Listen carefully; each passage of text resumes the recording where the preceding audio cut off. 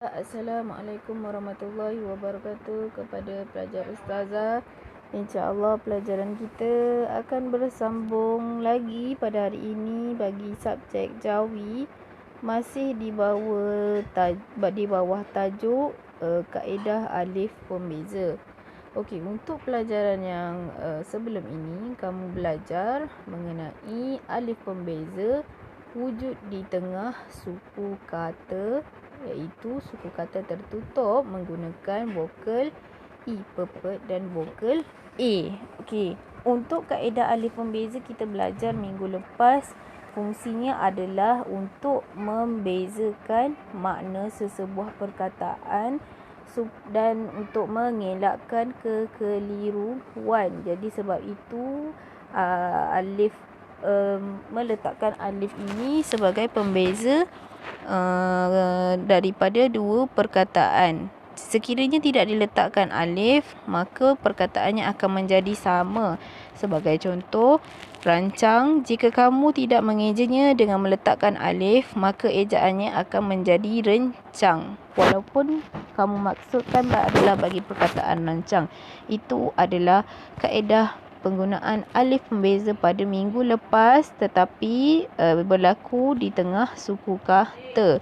Untuk contoh alif pembeza di akhir suku kata terbuka, alif untuk hari ini dikekalkan pada perkataan yang diakhiri dengan suku kata terbuka. Contohnya seperti perkataan biasa yang sepatutnya dieja bias, ba, ya, bi, ya, alif, ya, sin, sa.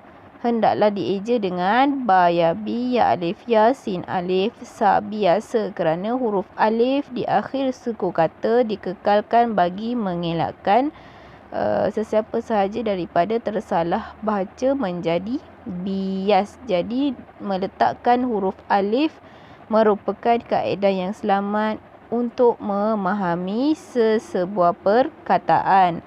Okey, suku kata terbuka. Apakah suku kata terbuka?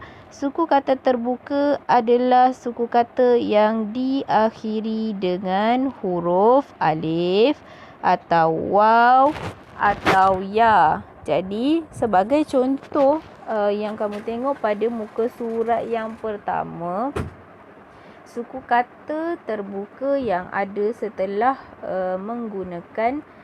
setelah meletakkan alif iaitu pada perkataan buaya.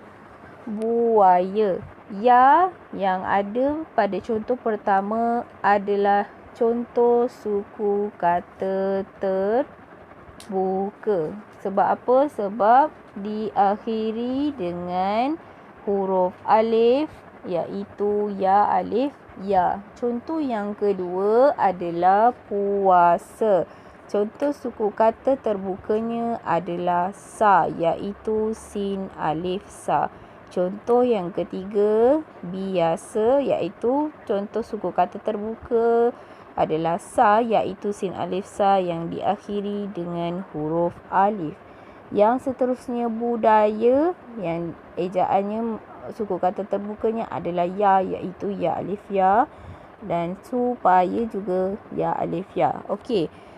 Ini adalah apa yang perkataan yang diwarnakan merah adalah contoh suku kata terbuka. Apa dia suku kata terbuka? Suku kata terbuka adalah suku kata yang diakhiri dengan huruf alif atau waw atau ya. Okey.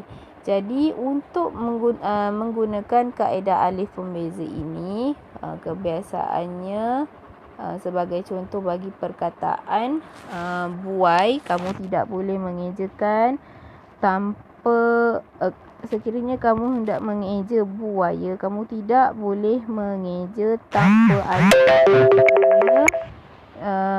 Ini akan menyebabkan kekeliruan dan tersalah baca daripada menjadi buaya menjadi buai. Sebab itu kita tambah alif supaya membezakan ejaan buaya dan juga buai. Contoh yang kedua, sekiranya kamu hendak mengeja puasa, hendaklah meletakkan alif supaya tidak tersalah baca menjadi puas. Kerana ejaan bagi puasa kaedahnya adalah dengan meletakkan alif sebagai pembeza bagi perkataan puasa dan juga puas. Contoh yang ketiga adalah biasa. Sama juga, kalau kamu nak eja biasa, kamu kena menggunakan alif sebagai pembeza bagi bagi ejaan bias dan juga biasa.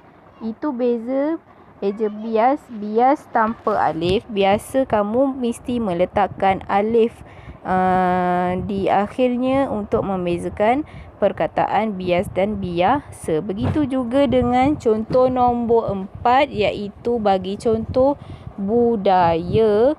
Kamu kena meletakkan huruf alif untuk membezakan perkataan budai dan budaya. Sekiranya kamu eja tidak menggunakan huruf alif, maka ejaannya menjadi sama. Maksudnya, kalau budaya pun kamu eja tanpa alif, dia akan jadi ejaan seperti budai. Itu fungsi alif pembeza. Jadi sama jugalah contoh yang seterusnya. Mesti kamu nak eja bagi perkataan supaya, mestilah dieja dengan meletakkan alif sebagai pembeza bagi perkataan supai dan supaya. Okey, untuk itu sahaja pelajaran hari ini. InsyaAllah kita akan mula sekolah pada minggu depan. Saya akan terang dengan lebih jelas, lebih terperinci di dalam kelas. Dan mungkin kita akan mengulang semula kerana ada juga kawan-kawan kamu yang tidak menyertai kelas online.